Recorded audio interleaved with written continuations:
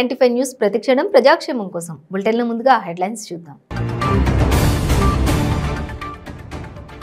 BRS ను జాతీయ స్థాయికి విస్తరించనున్నట్లు తెలిపిన సీఎం కేసీఆర్. ప్రగతి భవన్ లో కేసీఆర్ ను మర్యాదపూర్వకంగా కలిసిన పంజాబ్ సీఎం భగవంత్ మాన్.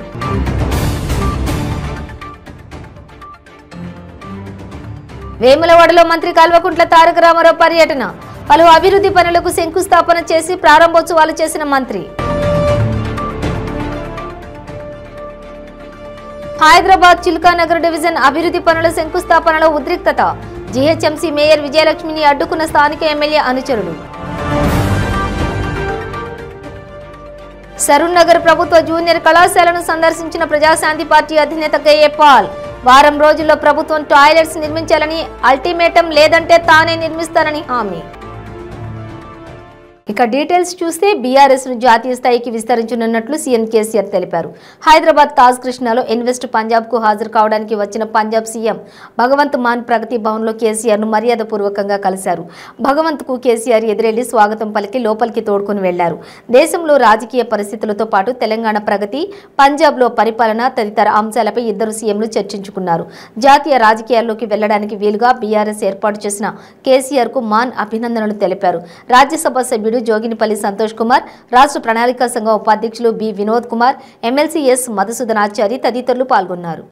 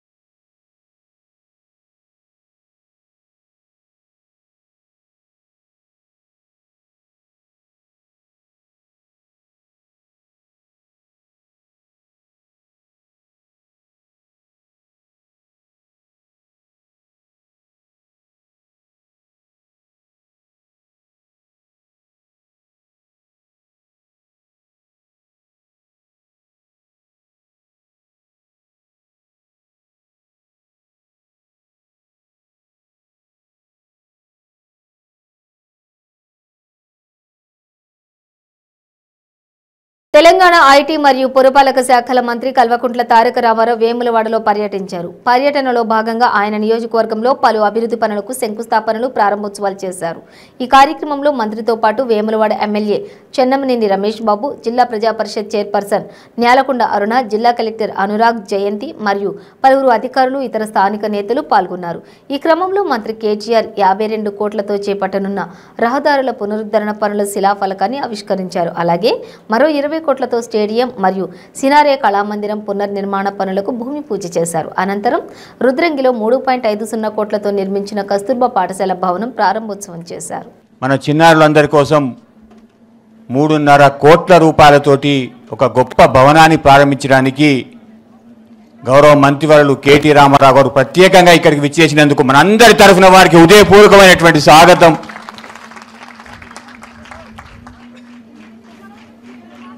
ఒక 2 నెలల క్రితము కోనరావుపేట మండలంలో మల్కపేటలో కూడా ఇట్లాంటి పాఠశాల కట్టినప్పుడే నేను వారికి చెప్పడం జరిగింది.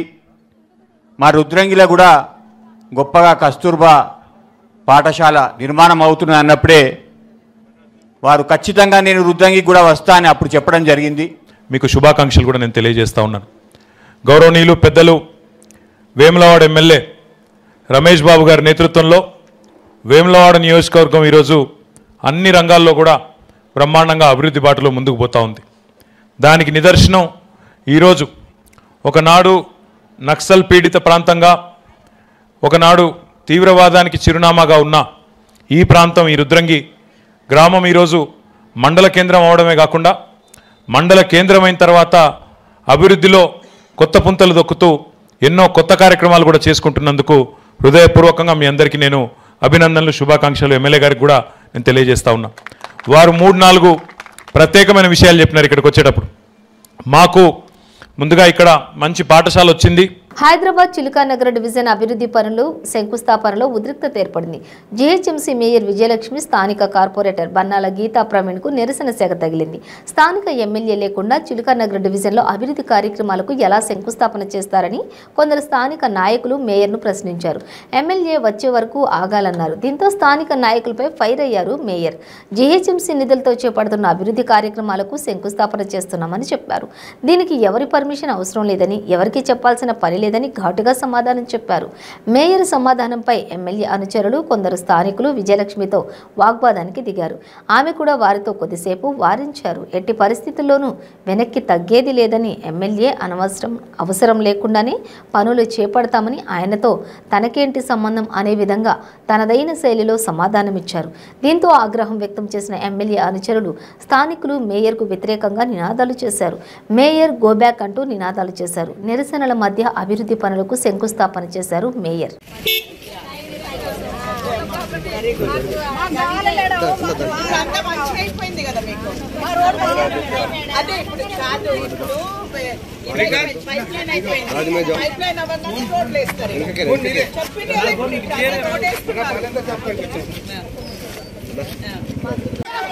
జై తెలంగాణ, జై తెలంగాణ,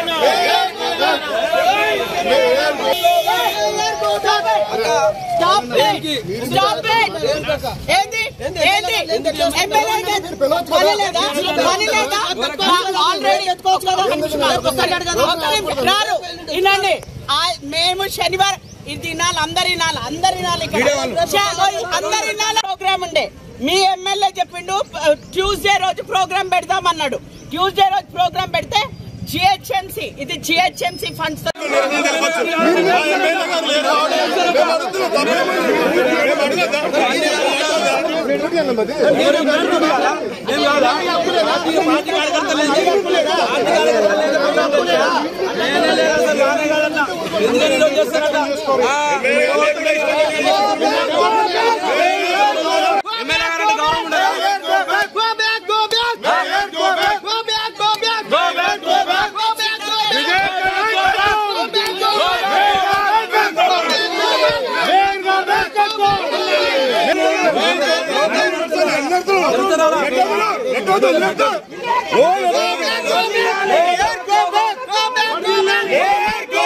సరూర్ నగర్ ప్రభుత్వ జూనియర్ కళాశాలను ప్రజాశాంతి పార్టీ అధినేత కేఏ పాల్ సందర్శించారు.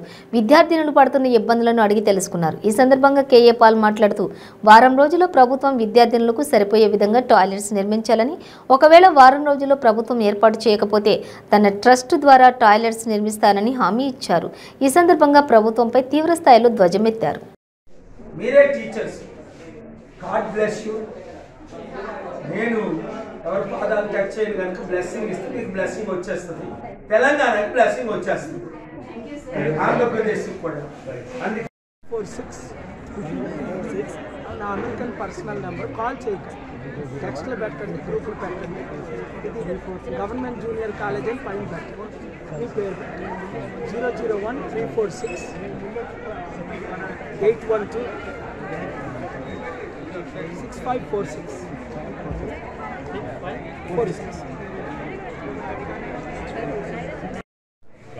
Head of the economics, Nizam College, Purushottam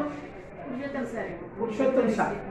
ఆయన ఎవరో నాకు తెలియదు. నేను ఆఫీస్కి వచ్చారు టీంతో. Sir, you will be the next CM. I was CM candidate of KCR. దళితులన్నోని నేనే ఈ బుక్ రాశానని. ఏ బుక్ తీసుకొచ్చారు? చేదు నిజం అంట. 2 minutes అడిగారు. అందరూ 500 కోట్ల ఆస్పర్ కూడా వచ్చాడు. అరే మీ ఎవరికి అపాయింట్మెంట్ లేదు, ఎంత పెద్ద ఆయన వచ్చారు అని 2 minutes కాదు 2 hours ఇచ్చారు.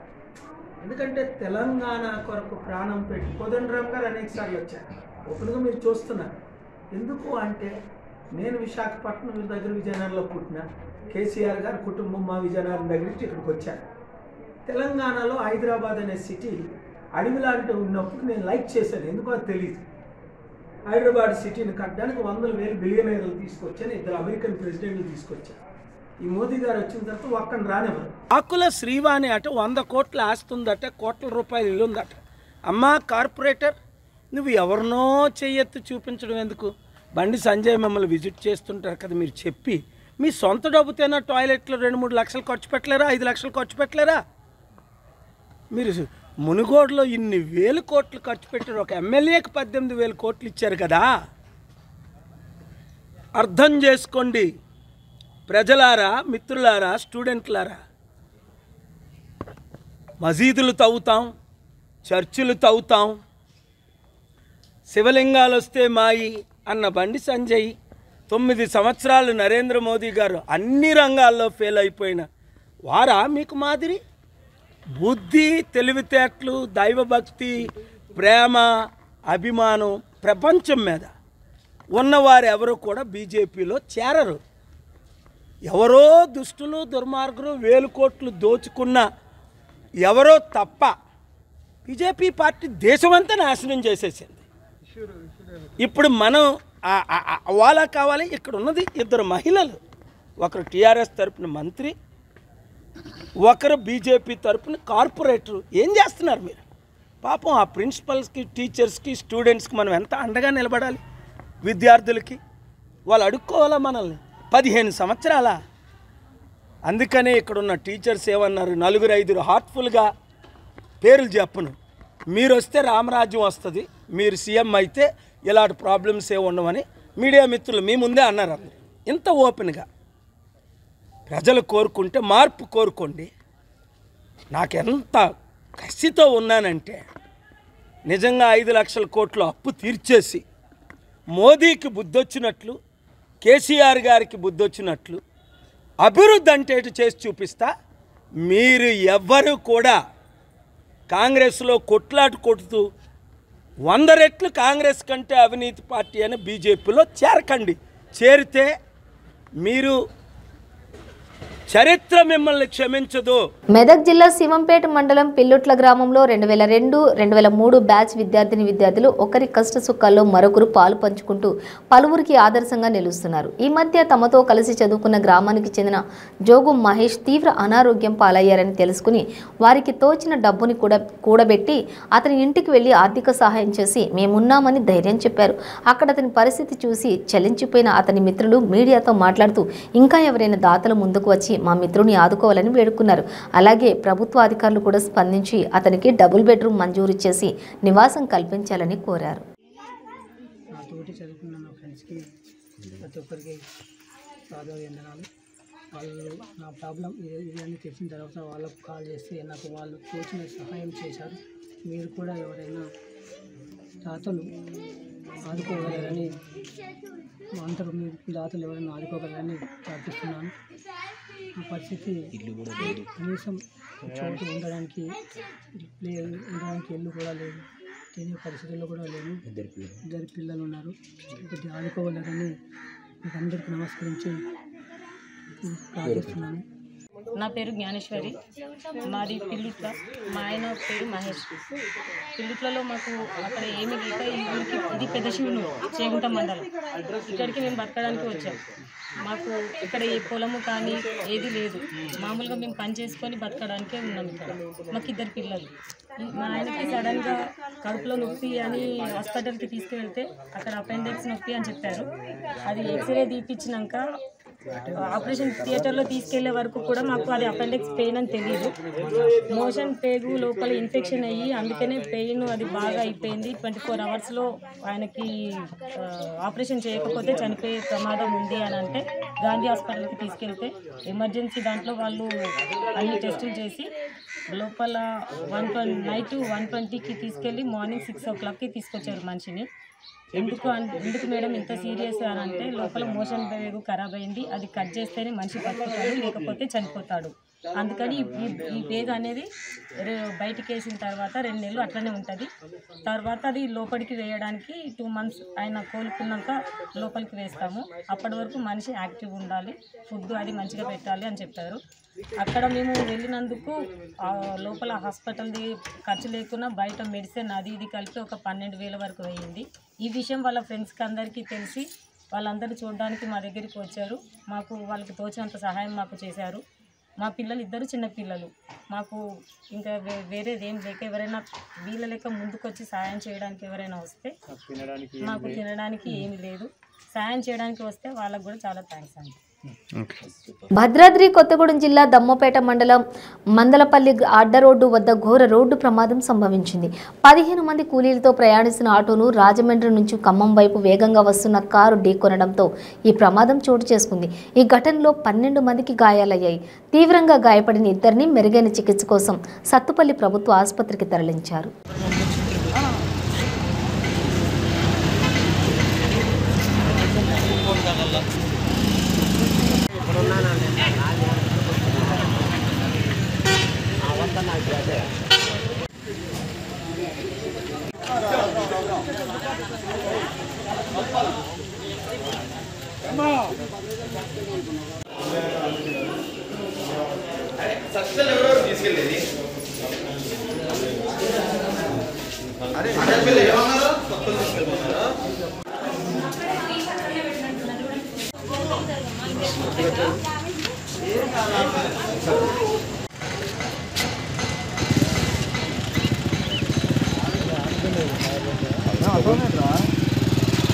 గుంటూరు జిల్లా తెనాలి మార్కెట్ సెంటర్లో జరిగిన అన్నా క్యాంటీన్ దగ్ధం కేసులో నిందితుడిని 1 టౌన్ పోలీసులు అరెస్ట్ చేశారు.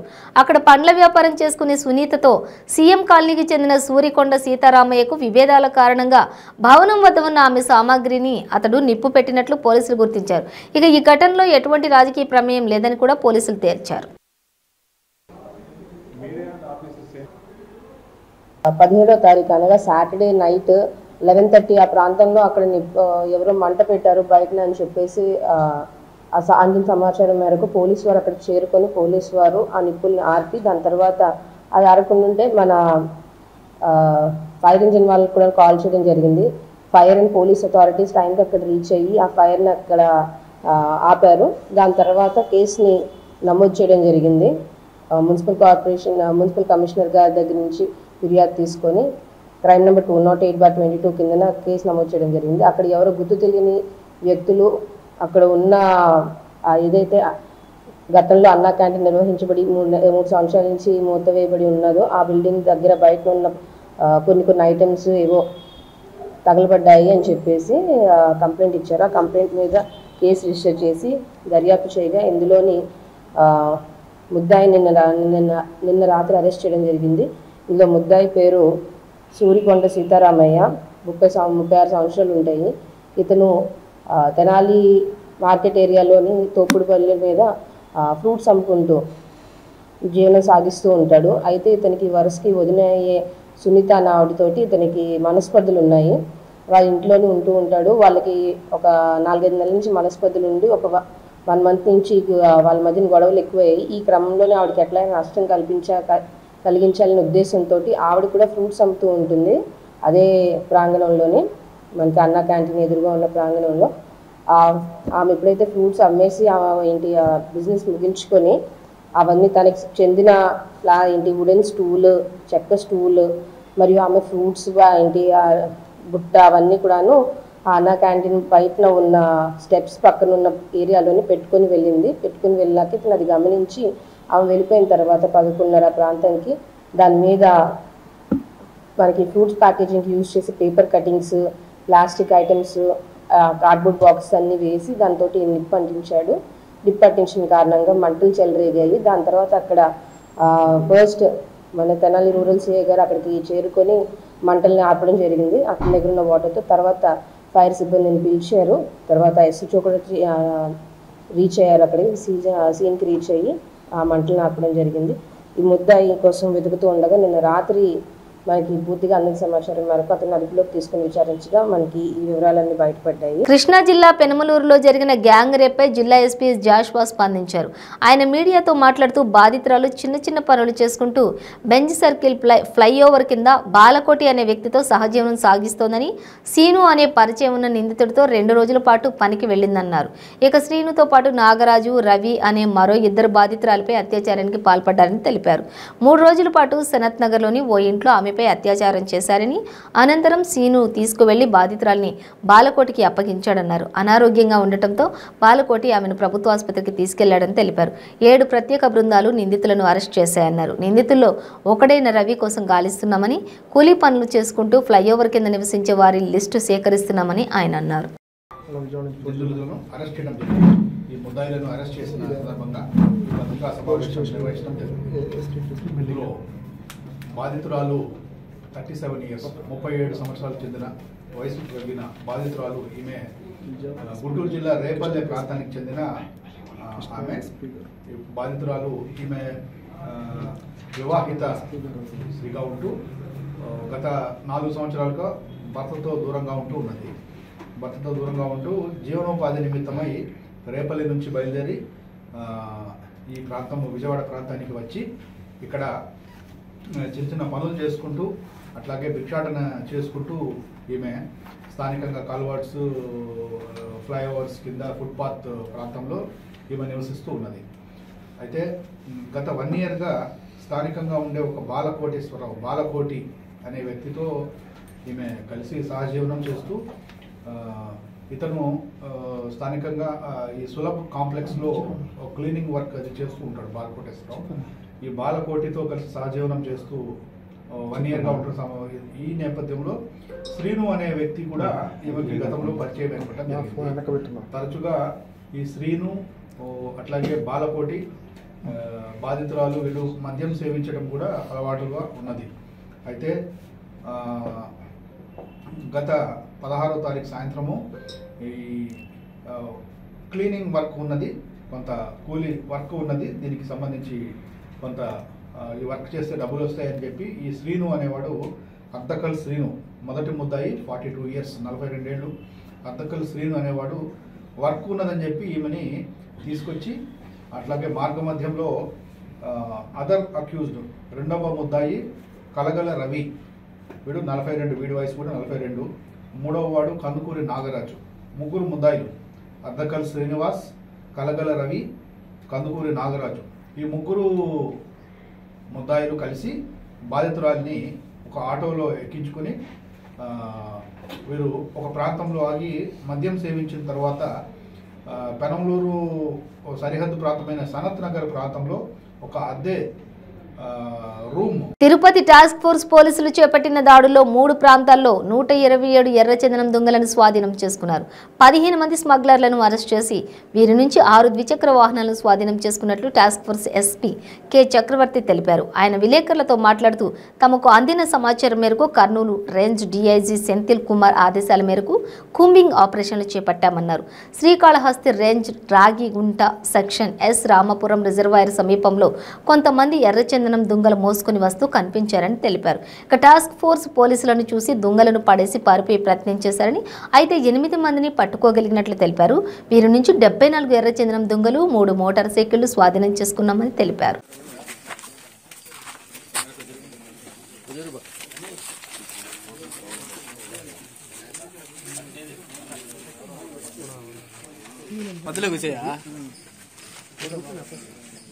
ఒక 15 మెంబర్స్ అఫెండర్స్ ఉన్నారు. ఇవి వివిధ కేసుల్లో ఉన్నాయి. ఒక 3 ప్రాంతాల్లో కలిపి మొత్తం కేసులు ఇది. ఫస్ట్ కేసులో వచ్చేసి 74 lakhs పట్టుకోవడం జరిగింది. ఇది వచ్చేసి మనం రామాపురం బీట్ ఏరియాలో మా ఇన్ఫర్మేషన్ ప్రకారం అక్కడ ఎంట్రీ పాయింట్స్ ఉంటే చెక్ చేస్తూ ఉంటే వీళ్ళు అక్కడ మోసుకుంటా ఉన్నారు. ఇవన్నీ మోసుకొని వస్తూ ఉంటే పారిపోతూ ఉంటే మనం పారిపోతుంది పట్టుకోవడం జరిగింది. అదేవిధంగా సెకండ్ కేసు వచ్చేసి మనకు ఇక్కడ ఎయిర్పేడ్ దగ్గర 28 lakhs పట్టుకోవడం జరిగింది. సేమ్ ఇదే సిచ్యువేషన్ లో ఇన్ఫర్మేషన్ బేసిస్ తోటి చేస్తూ ఉంటే అక్కడ కూడా పారిపోతుంటే వీళ్ళు మళ్ళీ పట్టుకొని లాక్స్ తో సహా బైక్ తో సహా తీసేయండి. అక్కడ 2 అఫెండర్స్ వచ్చాయి. నెక్స్ట్ వచ్చేసి ఎస్ఎల్పురం ఏరియాలో వచ్చేసి విలేజ్ వెనకాల ఫారెస్ట్ ఉంటుంది. ఆ ఏరియాలో వచ్చి ఒక 25 lakhs దొరికాయి. 25 lakhs ప్లస్ అక్కడ ఒక 5 అఫెండర్స్, తర్వాత ఒక బైక్ ఇప్పుడు దొరికాయి. వీళ్ళందరితో పాటు ఈ లాక్స్ కూడా సీజ్ చేసాం. బట్టి ఈ లాక్స్ వచ్చేసి వర్త్ అరౌండ్ 1 crore దాకా ఉంటుంది. వీళ్ళందరినీ కూడా ఇప్పుడు దీనికి సంబంధించిన అప్రాప్రియేట్ సెక్షన్స్ అన్ని పెట్టేసి కేసు రిజిస్టర్ చేసాము. దీని ప్రకారం ఇప్పుడు దీని తర్వాత remand around 1 crore value with vehicles sir, only lakhs value. Doctor BR Ambedkar Konaseema జిల్లా ఆలమూరు మండలం బడుగువానిలంక గ్రామంలోని గోదావరి నదిలో మత్స్యకారుల వలకు మొసలిపిల్ల చిక్కింది. దీంతో చుట్టుపక్కల ప్రజలు మొసలిపిల్లను చూసేందుకు తరలివచ్చారు. ఏజెన్సీ ప్రాంతంలోని మడుగుల్లో ఉండాల్సిన మొసలిపిల్లలు దారి తప్పి గోదావరి మరియు పంట కాలువల్లోకి వస్తున్నాయి.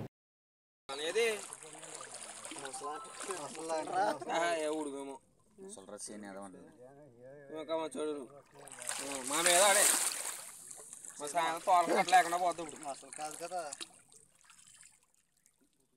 అనుకున్నా ముసలు ఆడిందండి, ముసలు పడతాం వెళ్ళిపోదు అట్లా అనుకున్నా. వీళ్ళు అందులో పెట్టి కట్టేసారేమోదండి. మంది తీటండి ఇదే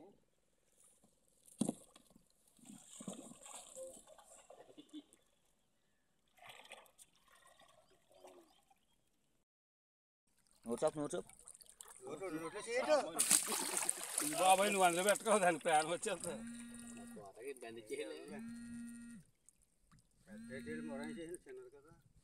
బులెటిన్ ముగించే ముందు హెడ్లైన్స్ మరోసారి.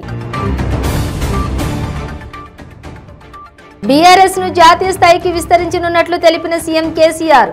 ప్రగతి భవన్ లో కేసీఆర్ ను మర్యాదపూర్వకంగా కలిసిన పంజాబ్ సీఎం భగవంత్ మాన్.